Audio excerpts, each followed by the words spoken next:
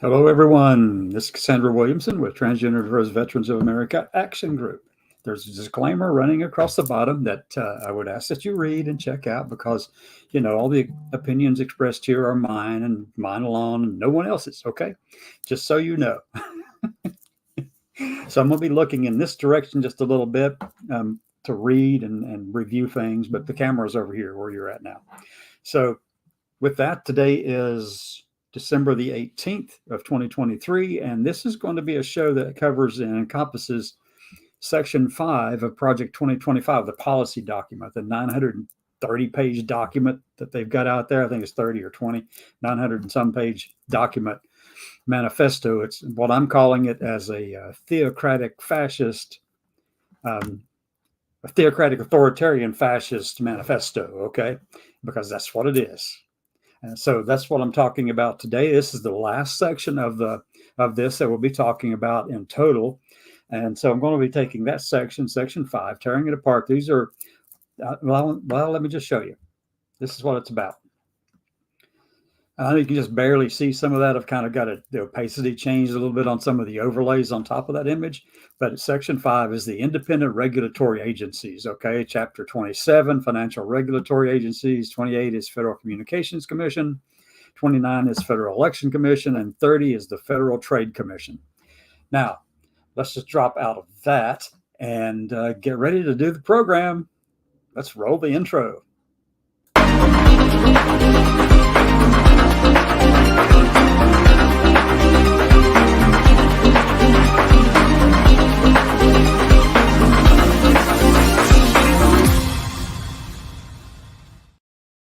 Welcome back, everyone. Now we're going to take a jump right straight into Section 5 of Project 2025, the Mandate for Leadership, a Conservative Promise, is produced by the Heritage Foundation plus about 80 other organizations that have all come together to help get this narrative out there to make sure they got broad acceptance. I mean, they've got a lot of organizations supporting this thing. About 400 or so people actually came together to make this happen. And why is Project 2025 such a threat? One, Heritage Foundation has been around for 50 years this year, 2023. It's been around since 1973. They first did this Mandate for Leadership thing back in 1980. They came up with their policy document in 1980. And then when Reagan won the presidency and took over in 1981, on January the 20th of 1981, they handed this document to President Reagan. President Reagan accomplished about 2/3 of that document, that policy, within his first 180 days. So, but that particular Mandate for Leadership, the very first iteration of this thing, that one was like child's play compared to the beauty and the organization that's in this one. This one is well organized, well thought out, very detailed. It goes down to talking about what needs to take place in each office of the federal government, of the executive branch. Each office, I mean, they're talking about different agencies, departments, offices within the whole of the federal government, okay? So that they want to make sure they've got these political appointees making sure that they're doing what the president wants them to do. In this case, what Heritage wants them to do. Now, all the conservative candidates out there so far have agreed to this kind of thing, or at least agree in part with it. So we know that all they have to do, you know that Trump's not going to read 120 pages. You got to cut that thing down to a half a page on the top, half of the page, 1/4 of the page, and then put a cheeseburger beside it. That's what it's going to take to get him to read it, but he's just going to take it and hand it off to his team and let them do it.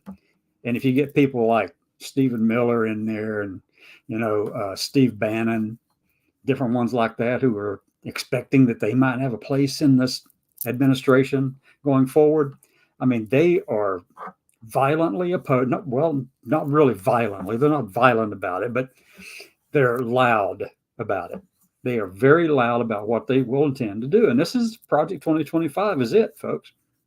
And they intend to go in, as we know from our conversation about the forward to this thing, this monstrosity that Dr. Roberts wrote, who happens to be the president of Heritage Foundation. And this is a very militant document. It's very militant extremism. But Heritage has a very powerful, powerful footprint across the whole of the federal government across this country. With, I think they've set aside $22 million so far into getting this policy document implemented. So let me go take a look at the webpage for this, okay? Project 2025's webpage. So here we go. Let me go over and share the window where this is located. Now, you can find this at project2025.org. Go look it up yourself. This thing is horrendous. If you don't know about it, you need to know about it. We need to be out here standing on the corner going, no, we're not going to let you destroy America. And that's what this thing will do, folks. It will impact every family in this country to some degree or another. Everyone.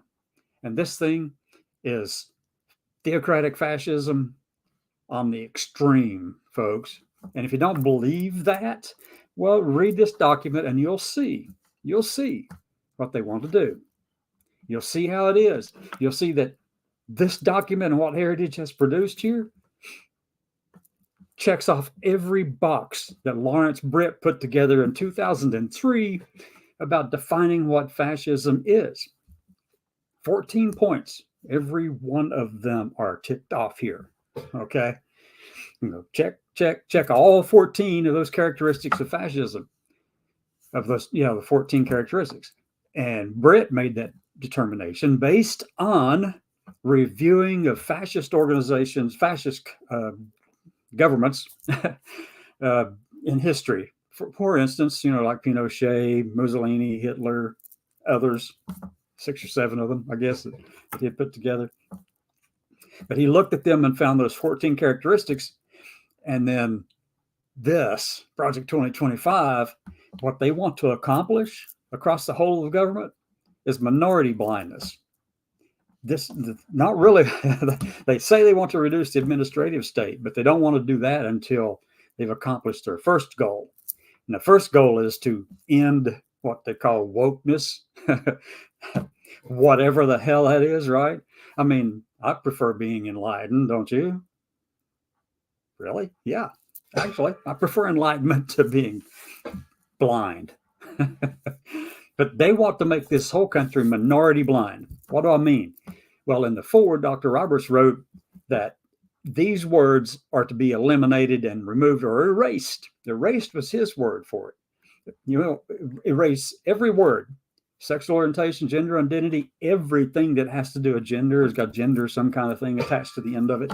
Whatever it is, gender, diversity, equity, and inclusion. They wanted to get rid of the word abortion. They want to get rid of bodily autonomy, all those words, intersectionality. But they put a comma after they say a bunch of those things. They didn't have intersectionality in that one, but it's included because they put a comma at the end and they say, then any other term that offends Americans' First Amendment rights, as if we don't have rights. So they're serious about this. They want to delete it from every rule and policy and regulation across the whole of the federal government, including grants, so that you can't do any research on, the social determinants of health for minority populations because you can't use any of those words. You can't define anything so that you can't even redefine it. I mean, as long as it's going to do something like that brings light to minorities of any kind, whether it's racial or ethnic or whatever, then you can't study it. But they have the audacity to go in and say somewhere later down in this document in another chapter and say something like, but we do understand that there are some disparities in health and stuff like that. And we want to make sure we're checking for the negative impact of gender-affirming care and hormones for transgender people. The negative impact. They specifically say they want to investigate the negative impact of those things. They don't care about the positive impact. But then in the foreword, they've already said, but we're not going to do this kind of research because you can't define it like that. They just want to be blind. They want to sweep everybody under the rug and then cover it up. And then, make it so that nobody even sees any of those other people out there. It's totally, colorless. To hell with all the problems that any minority might experience, or any minority population would experience, or minority person, or a transgender person, or whatever. Any minority population is covered by their desire to be minority blind. And we all know that just how stupid that is, because you cannot be minority blind. It does not work. You may sweep it under the rug, but that doesn't mean the problem went away. It just means you aren't paying any attention to it anymore. But it's still there. So anyway, yeah. And then they go on and say, Dr. Roberts said this in the beginning. Dr. Roberts, president of Heritage, said something like, I want to excise all of these things from here. I want to erase and delete and excise all these things that they just makes them feel just queasy, I guess. I don't know. They don't want to see us. They don't want to see any minority in the country. They want to be able to look out the window and go, oh, look how smooth and white that is. And to borrow a phrase from Benjamin Franklin, who wrote something in 1754 from Albany, New York, it was on a letter. And he says, now this is Ben Franklin. All right. He said, no, Mars had just been discovered. They just saw the canals on Mars, or what they thought were canals on Mars. So it's pretty widely known about Mars and the canals. So anyway, Franklin said in the letter, me paraphrasing it somewhat, okay? But he said in the letter that, what would the Martians think if they looked down upon the plains, the great, beautiful plains of America, and all you saw was this swarthy complexion of people out there? Swarthy to him meant anyone who was not English. Yeah, he said it in the letter, folks, in 1754. That's exactly what he said.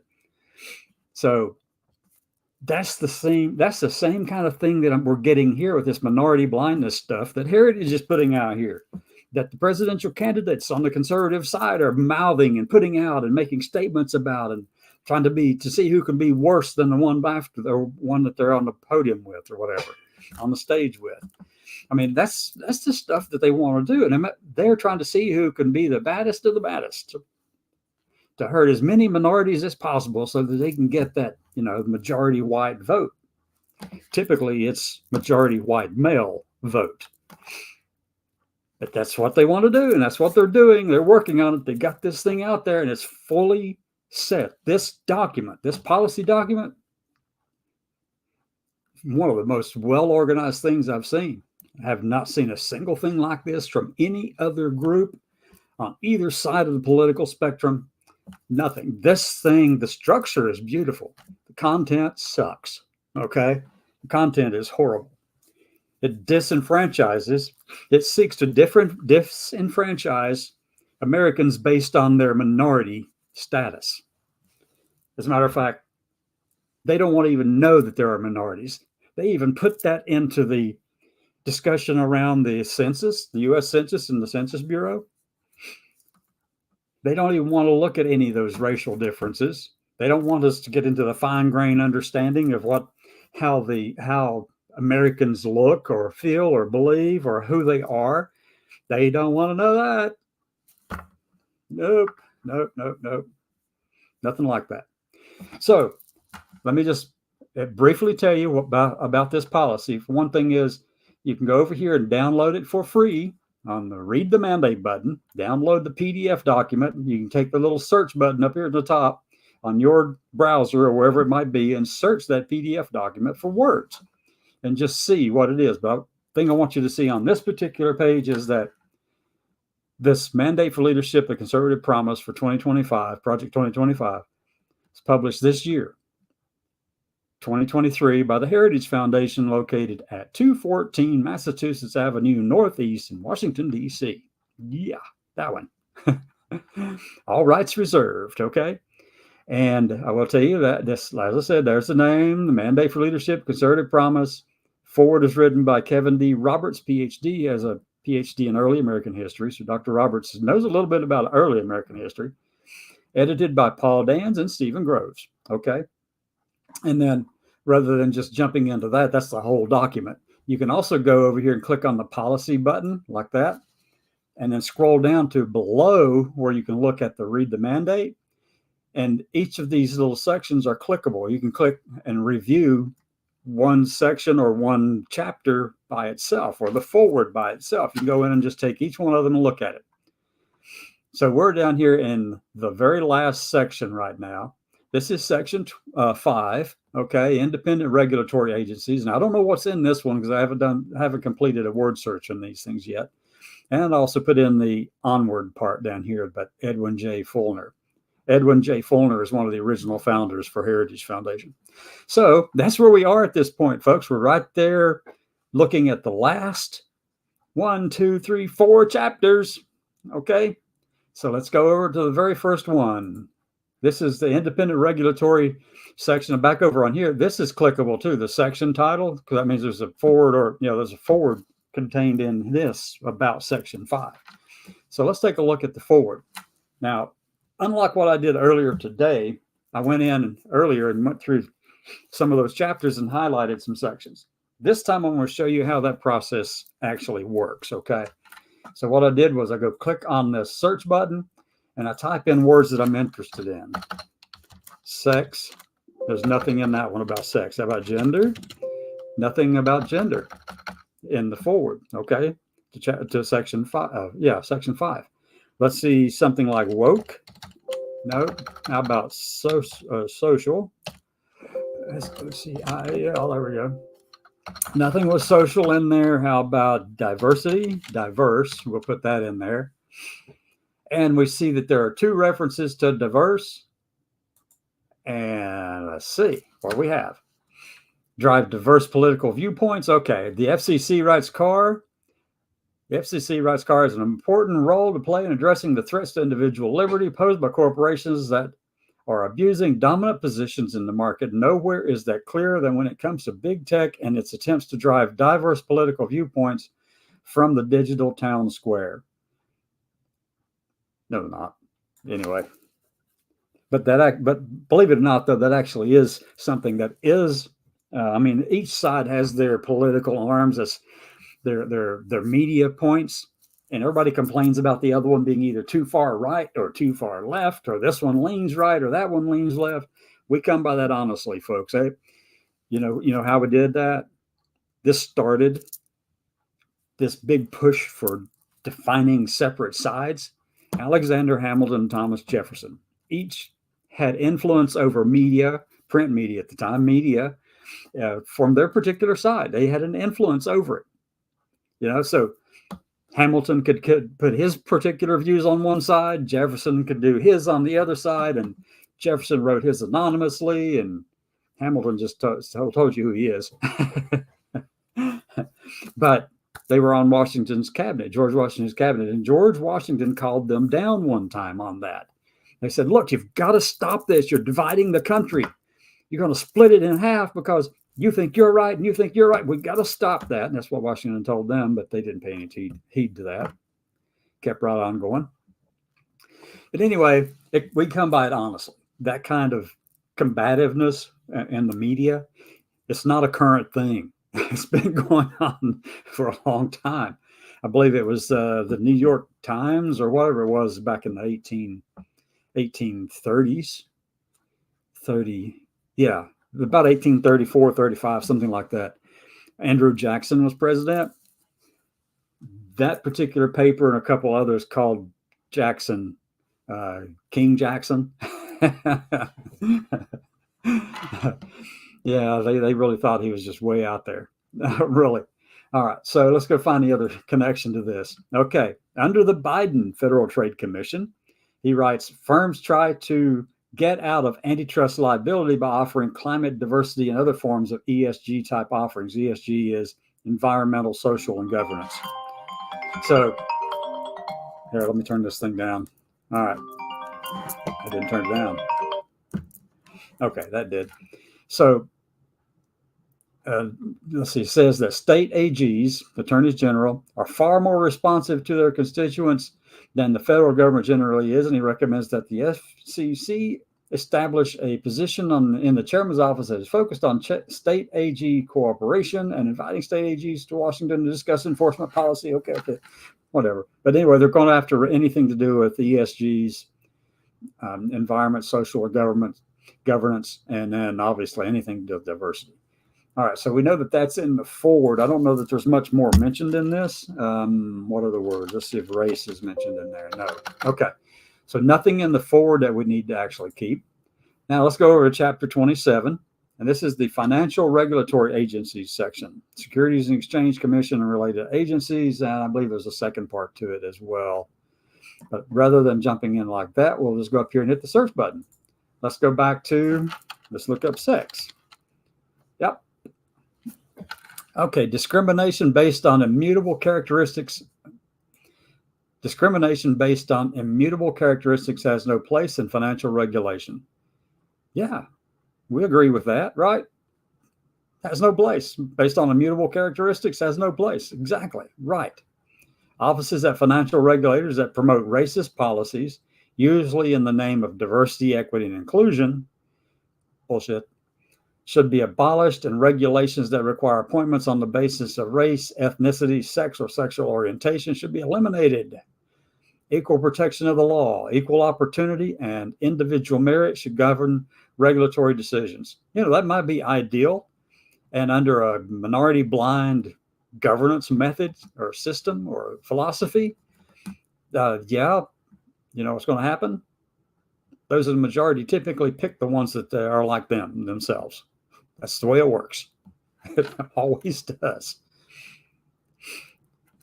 Oh, wow. Okay, so let's see. There's 4 references that have sex in them. I got 2 of them there.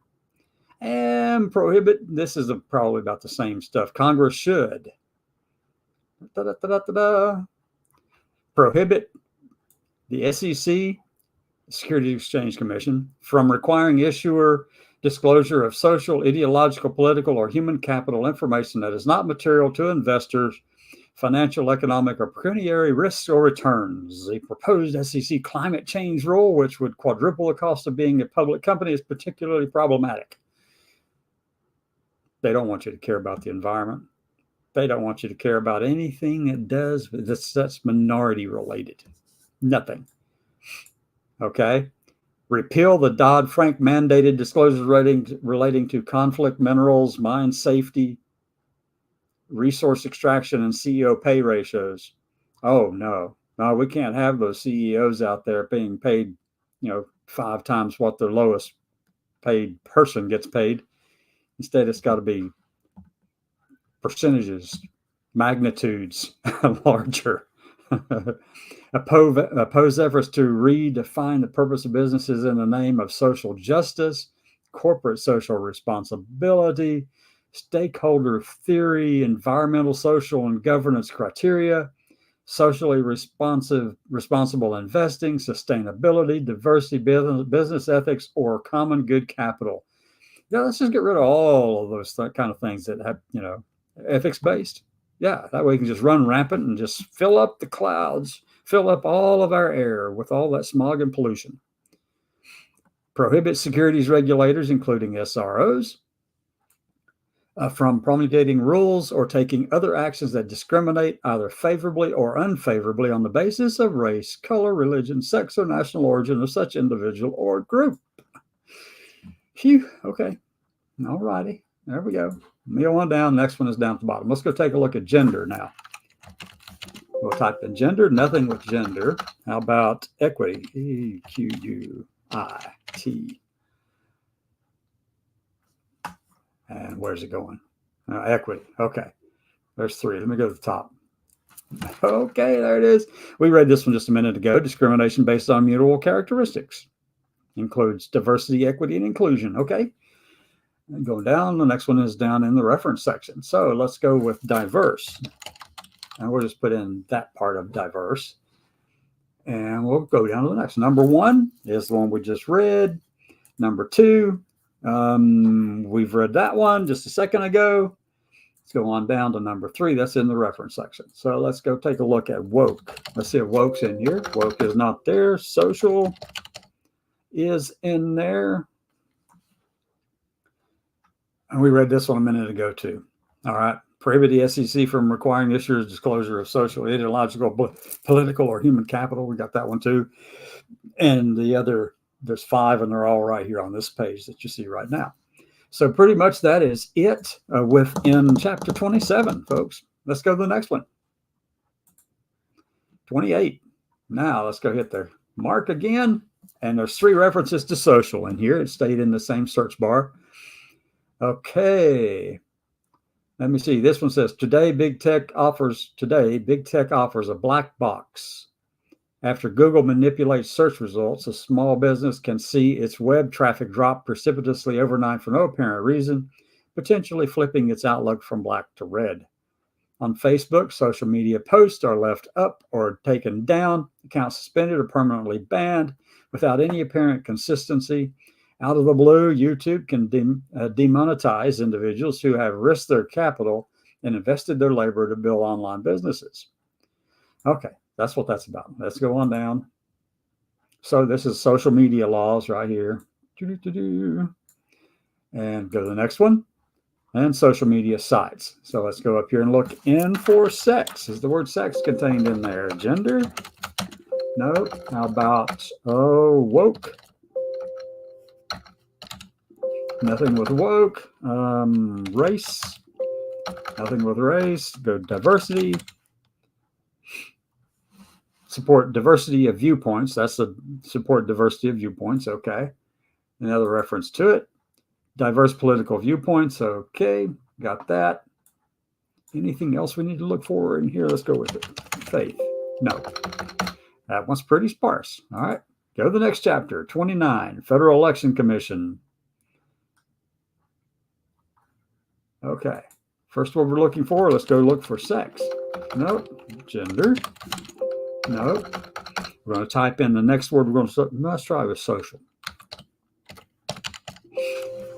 Social's not in there either. So let's go with diverse.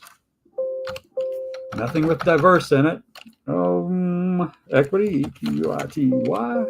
No, equity's not in there either. Must not be anything in this particular chapter. Let's go with, did I type in faith already? Yeah. What else? We look for woke. Yep. All right, so there's nothing in this one on those terms, okay? Next chapter. Chapter 30, the Federal Trade Commission. And let's go back in to look for this one. Sex. This was in the reference section, though. So, yeah, it's on down in here. Okay. Let's go with gender. Where's gender on this page? There's no reference to gender. Okay. Gender. Let's go with woke. Woke is not in there. Social. Social is in here 35 times. Let's go see what it's all about. All right. Beyond antitrust inquiry or injury, we are witnessing in today's markets the use of economic power, often market and perhaps even monopoly power, to undermine democratic institutions and civil society. Practices such as environmental, social, and governance (ESG) requirements on publicly traded corporations and their inclusion in business agreements, the so-called debanking of industries and individuals, and their interference of large internet firms with democratic political discourse undermine liberal democracy. A truly open society and indeed rule of law. Without the rule of law, the markets themselves will wither. Critical of the social responsibility agenda, Milton Friedman, in his provocatively titled essay, The Social Responsibility of Business, is to increase its profits. I'm sorry. You've got to have a little bit of ethics in that. There is one and only one social responsibility of business: to use its resources, engage in activities designed to increase its profits, so long as it stays within the rules of the game, which is to say, engages in open and free competition without deception or fraud. You've got to have some people who are actually concerned about things, that really helps. And let me see, socially responsible, where are we here? For Friedman, the market mechanisms, not political mechanisms, are the appropriate way to determine the allocation of scarce resources.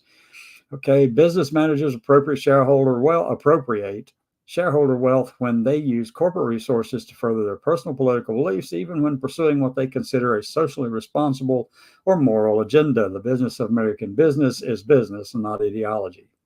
This is of itself an ideology. Yeah, let's go on down. Critical of, we read that one, and that one. Let's go on down. Social responsibility, we read. Social advocacy, ESG practices, okay, as a cover for anti-competitive activity and possible unfair trade practices. ESG, again, environmental, social, and governance practices. Corporate social advocacy, talking about environmental, social, and governance again. When firms offered social justice policies in return for approving unlawful deals. In response to a similar question, okay, well, these people ask stupid questions anyway. They ask questions that are leading questions. They already know what the answer is they want. Dun, dun, dun. Let's go on down. Milton Friedman recognized, okay, social obligations, okay. Oh, whether a business recognized this problem decades ago when answering the question whether businesses have ethical or social obligations, as was mentioned above. Contrary to his detractors, Freeman did not defend greed is good. Rather, according to Freeman, socially responsible activities conducted by a corporation distort economic freedom because shareholders do not decide how their money will be spent. Okay, all right. Let's go on down. Go down to the next one. Political or social roles, views. Cancel culture, collusion, and commerce. Jeez, see here they're going after everything that has to do with any kind of really ethical kind of views of the world beyond just greed. No, you got to protect the greed. I mean, these people, obviously, I mean, it's just huge, right? That's the only thing that matters. No, let's go on down. Social media companies, social media's effect, social media. These are all social media things. Okay, going on down. Social media addiction. Social media again. Going on down. Let's see how many more times we can see. Oh, the rest are down here in the reference section. Okay, now what other word do we want to use? Let's go with woke. Woke is not in there. Did you already look for gender? I think we did, didn't we? Faith is not in there. God's not in there. We looked at social. Diversity, equity, and inclusion. Yeah, this is ranging from diversity and inclusion to the environment social movement. Also serves to launder corporate reputation and perhaps obtain favorable treatment from government actors. Anyway, they want those all ended. Okay? Yep, every bit of it. As you can see, there are two references and they're both in this same paragraph right here. ESG practices as a cover for anti-competitive activity and possible unfair trade practices. Yeah, really, they're out for this. But anything to do with diversity, anything to do with inclusion, equity, sexual orientation, gender identity, the SOGI stuff, DE&I stuff, gender, anything, all of it. Reproductive health, reproductive rights, those things. Yeah, they're in the forward that Dr. Roberts wrote that they want to delete and erase. They're serious, folks. They are serious. Okay, so that's pretty much it there. Let's take a look in the onward. And they chose onward because they didn't want to have to repeat the word forward again, or the end or something like that. So let's go right here. Anything with diverse? Nope, nothing with diverse. Nothing about sex. How about God? Faith? No. DIVERS? No. Oh, what else? Social, SOCIAL. Social programs. Okay. First published in 1981, the original mandate served as a conservative plan of action for the Reagan administration, providing much of the blueprint for the Reagan Revolution. It contained more than 2,000 detailed, actionable policy recommendations to move the federal government in a conservative direction. The recommendations ranged from internal bureaucratic reorganizations to plans to implement specific fundamental changes in every imaginable policy area, from tax and regulatory reform to strengthening national defense to reforming social programs. All were carefully crafted, vetted, and pieced together. Yep. And this is Fulner that wrote this, I believe. Yeah, Fulner. He's one of the original founders of Heritage. And again, so obviously he's keyed in on that mandate for leadership, which he had a big role in creating at the very beginning in 1980. So there's a lot of this in there, folks. It's everywhere. Da-da-da-da. Okay. There we go, folks. That is the end of the work for Project 2025. You can go find it yourself, but we're going to go stop sharing for a minute and go back over here and see if we have someone with a comment or anything. But I just want to say thank you so much for watching. Tomorrow we'll pick back up with our regular conversations about, news items, the things that are impacting us right now and today, at this point in time, things that we need to be doing. One of the things we need to do is get this movement off the ground and get them moving with it, because right now, this is not good. We have got to get our movement out here. We've got to start standing up for ourselves and being out in front and leading. We are veterans who happen to have other identities associated with our names. But we're veterans first and foremost, and as well as, like me, parent and grandparent and all that too. But veteran is out there, and we're also Americans. That's the first and foremost part, actually. So with that, come back tomorrow at noon Eastern, and we'll continue this conversation. Okay?